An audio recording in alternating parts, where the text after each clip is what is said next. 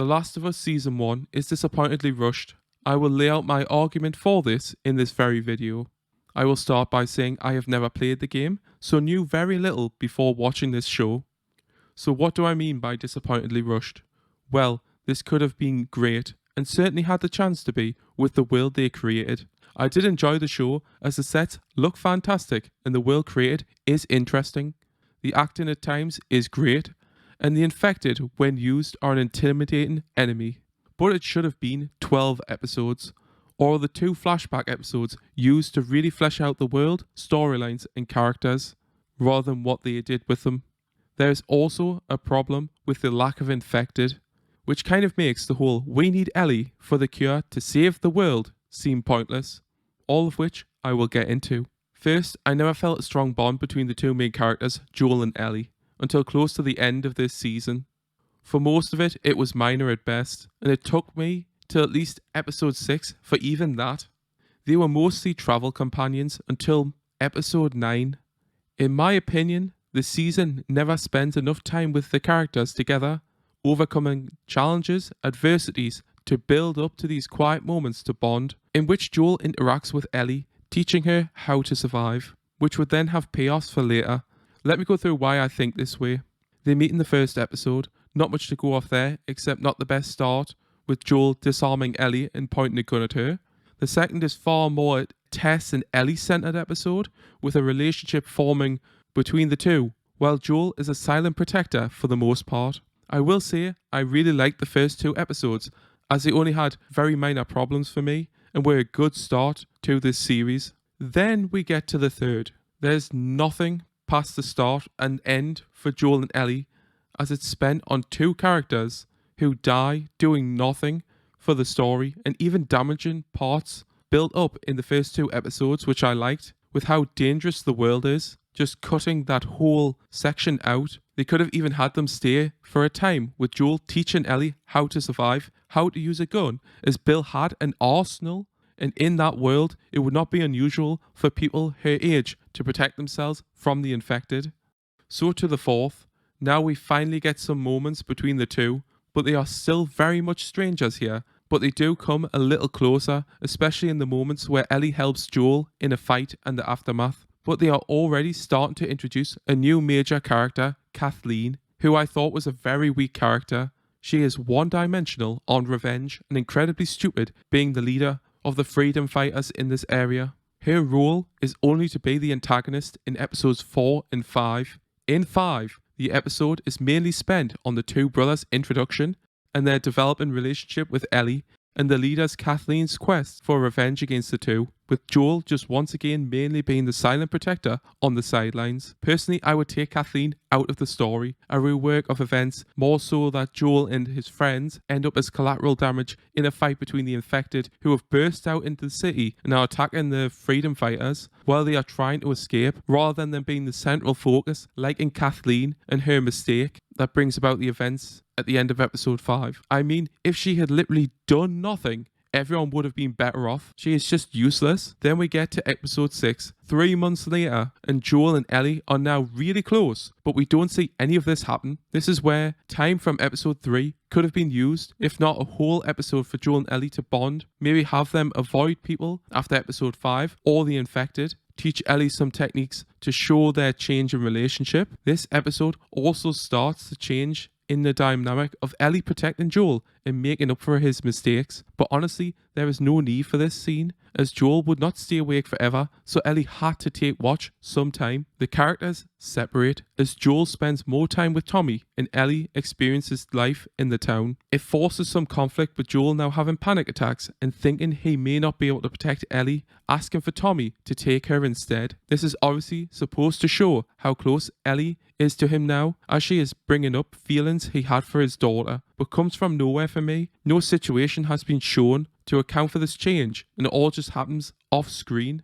So they get past this, and Joel gets injured, making a mistake he would not have made, so Ellie can fend for herself and save Joel. This forced mistake becomes even more apparent when you take Joel's ability in episode 9 into account. They then barely spend any time together till episode 9. As episode 7 is a flashback with Joel injured at the start and end, it would have been better served going straight into what is episode 8 to keep the tension of Joel possibly dying, and then using this time gained for something more meaningful. Most of episode 8 is character growth for Ellie, being able to fend for herself and using the knowledge Joel has given her. There is a scene of Ellie putting herself in danger to draw enemies away and look after Joel when he is injured, but to me, they are at most friends, not even to the level of Joel and Tess at this point from episode 2. However, I will say this is the best episode since the first 2, and I really liked it. The start of episode 9 is a flashback, but in this episode there are a lot of significant character moments which would have hit harder if more time had been spent together getting to this point. I would have been more invested in these characters for this big decision, which isn't really one, but more on that later. Going over what I have mentioned, only the start of episode 3 and episodes 4, 6 and 9 spend significant time on the characters together, so not even half of the episodes in the season are used to build up this relationship.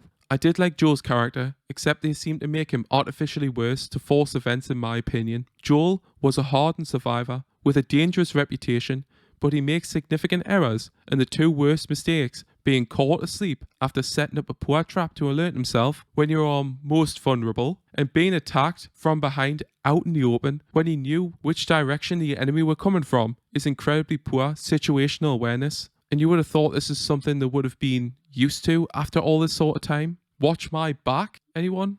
No? He honestly would not have survived for very long making these sort of mistakes and others. This becomes more apparent with the events in episode 9, with Joel being so deadly. I think with some minor writing changes, this could have been fixed to make the season better. Ellie, on the other hand, has more problems for me, as I never really liked the character, till maybe episode 8, when more time was spent with her. I think it was a writing choice which made her come off as smug and arrogant with an abrasive personality for me. This may in some part be due to the acting, but I think it was more a writing issue. Some of this could have been fixed with them spending more time together, her learning from Joel, and then she could have been showing off what she had learned rather than how she goes about it. Hell, Ellie is that good, she can instantly ride a horse, when this would be her first time having seen a horse and has no training but rides one as well as everyone else.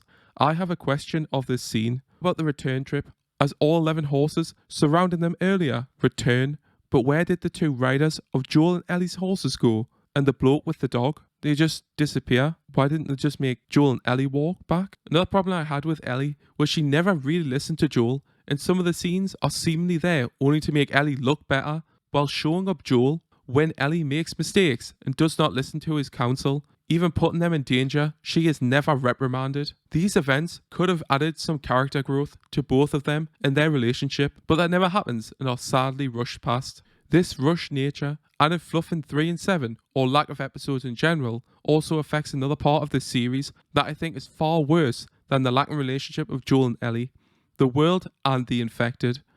The world, for me, seems kind of empty. There is a seeming lack of wildlife, people, infected in their journey. Now, I am sure in the game they would have been throwing enemies at you, but you would think the world would have been far more alive with wildlife, at least after 20 years gone by. Cats, dogs, anything really? Wildlife aside, the seeming lack of danger when they leave the city is bad. They are never attacked when they are moving between cities, and any conflict outside is just a continuation from one started in a city. You would honestly think they were on a Sunday stroll with the lack of tension, caution and fear of this world. This even at times bleeds into when they are moving through the cities. Yes, you cannot be alert all the time, but maybe have your gun out the ready, be checking the surroundings, moving with caution maybe. When you think about it, the infected, when they do show up, which is rare, and is especially noticeable when you binge the show, only turns up for a small amount of time. They also only show up in cities except for one time in the present, and that one was caught underground in episode 3. I think altogether it's possibly 10 separate infected events happening in the whole series, and most of them are concentrated in the first 2 episodes. So this raises a question: why are people living in the cities where the infected are? They should have moved the QZs to towns or in the countryside that would have few infected or none. This is even shown in episode 6, with people living mostly normal lives without the fear of the infected. Even episode 3 shows this. The story needed Joel and Ellie to meet or see wandering infected, either actively searching to infect people or have the infected tendril network act as a spider's web that has the infected investigate anything that disturbs a tendril. If it then finds nothing, it sets up the trap again. They could even interconnect to create a cascading effect, setting off multiple infected, as the infected seem to stay wherever they are. This only changes if they see, hear, or the underground tendril network alerts them. The tendril network is an interesting idea, never used again sadly after episode 2, and could have been used in many ways. If not alerted, the infected stay waiting or die naturally. How long do infected live? Well, some last about a month or two, but there's others been walking around about 20 years. Since most infected are in cities, you can just travel around them and be safe, as they don't leave, which I think damages the main storyline, getting Ellie to the Fireflies as she is immune to create a cure. You don't need one, as the infected are not that much of a threat, as the only way to create more of them is to infect new humans. Only the infected that have survived since 20 years ago are a real danger, and any of the mutated ones. And it's not like Ellie being immune makes it so the infected ignore her like Wilbur Z. Ellie still gets attacked and can be killed by the infected. She is not a silver bullet to fix the world. Being immune does not actually help that much. This means the big decision at the end is pointless, which they forcefully rush without any seeming evidence. They would have checked everything first before cutting her open. This is just to get a confrontation at the end. In fact, the greatest danger throughout the season has been other people and what they will do to survive, and they have been the main antagonists. This would not really change if they were immune. People would still be fighting over power, control, and resources that others have while being attacked by the infected. In conclusion, do I think the show is bad and you should not watch it after everything I've said? No. I would say the show is average to good, about a 6, with episodes 1, 2, and 8 being the standout best. If that quality had continued, it could have been an 8, a 9. I personally think that its biggest flaw is the writing. Had it been different, then scenes would have been changed to spend more time on the world with the infected and characters, rather than waste it like in episodes 3 and 7. With only 9 episodes, time was limited. They needed to give more time to show the dangers of the infected and why the cure from Ellie was necessary so quickly with how forceful the ending is. In my opinion, both 3 and 7 damaged the flow and tension the show had created.